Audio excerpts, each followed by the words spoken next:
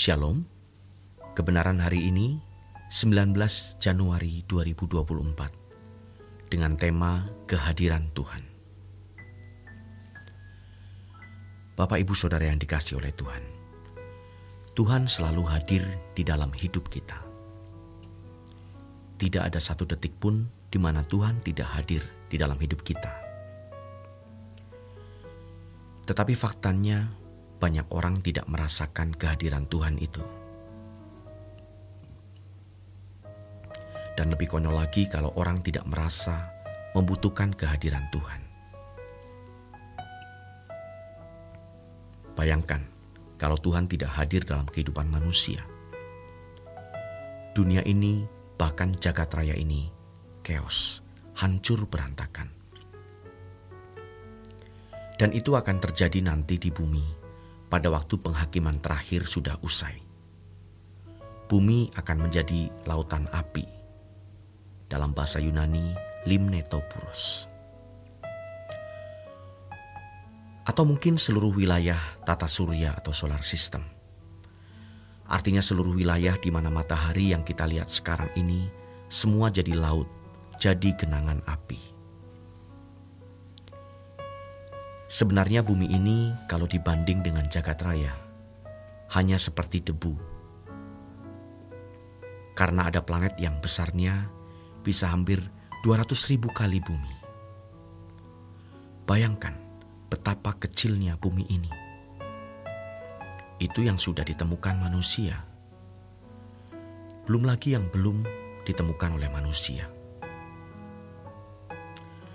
Dan Tuhan mengatur jagat raya dengan sempurna.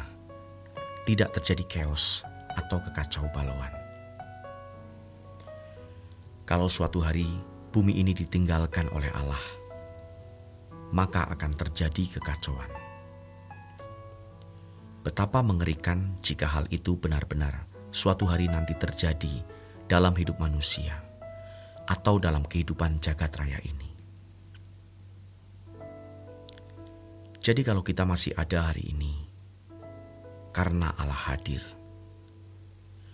Kalau alam semesta masih eksis, ini semata-mata karena Allah yang mengaturnya. Betapa Allah memelihara dunia dengan sangat sempurna. Lebih dari kehadiran Allah atas ciptaannya yang bersifat material. Lebih lagi kehadiran Allah dalam hidup individu. Itu luar biasa.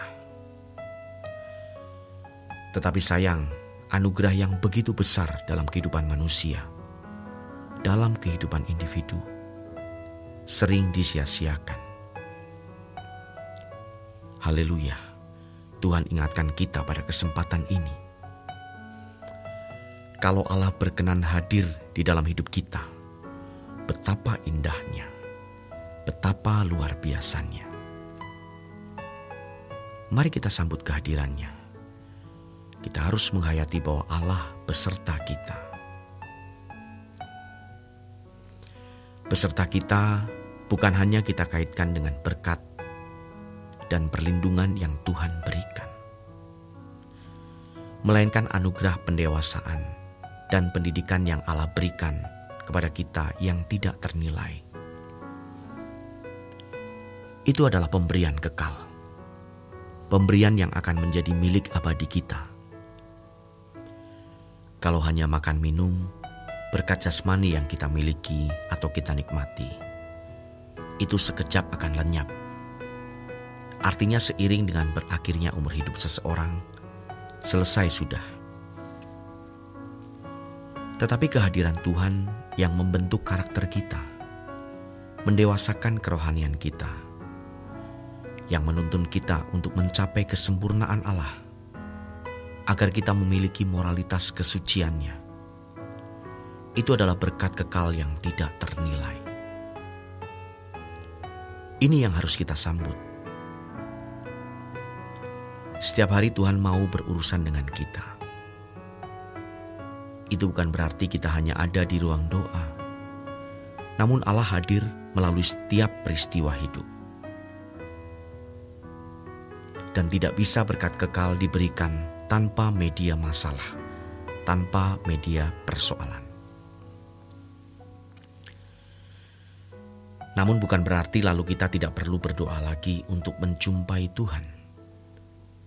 Itu mutlak perlu. Pertemuan dengan Tuhan itu mutlak setiap hari. Itu tidak bisa digantikan dengan yang lain. Kita bisa menikmati Tuhan lewat perjumpaan secara pribadi dalam doa. Perjumpaan pribadi itu dengan Tuhan akan melahirkan pengalaman-pengalaman adikodrati yang luar biasa, yang tidak bisa kita ungkapkan kepada orang lain. Jadi sambut kehadirannya dalam doa bersama yang menjadi irama hidup kita. Sambut kehadiran Tuhan dalam hidup pribadi, dalam doa pribadi, dan alami hal-hal yang sangat pribadi yang kita tidak bisa ungkapkan bagi orang lain. Jangan mendengar suara fitnah jahat di dalam pikiran yang mengatakan, Allah tidak menghargai aku. Aku sudah berdoa, Allah tidak hadir, dan aku tidak merasakan kehadirannya. Tuhan hadir di dalam hidup kita. Tuhan menyertai di dalam hidup kita. Hayati kehadiran Tuhan. Jangan lepaskan penghayatan kita akan kehadiran Tuhan. Kita harus mulai masuk dalam pergumulan di mana kita berada. Kita menghayati Tuhan. Dan setiap kali kita menghadapi satu peristiwa, kita bertanya, apa yang Engkau mau aku pahami melalui persoalan ini, Tuhan? Kalau tidak demikian, bisa-bisa kita malah mengomel dan marah. Mengapa ini terjadi, Tuhan? Tuhan tidak adil.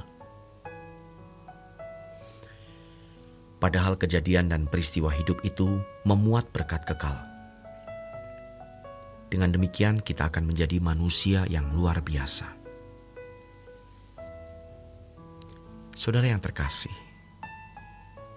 oleh sebab itu kita kalau mau menjadi kuat di dalam Tuhan, kita harus terus membayangkan bahwa kita berada di hadirat Allah. Nanti dampaknya luar biasa. Pertama, kita menjadi kuat menghadapi segala keadaan. Termasuk ketika kita menghadapi kuasa kegelapan. Tidak perlu takut sama sekali. Karena hadirat Allah itu menakutkan bagi kuasa kegelapan.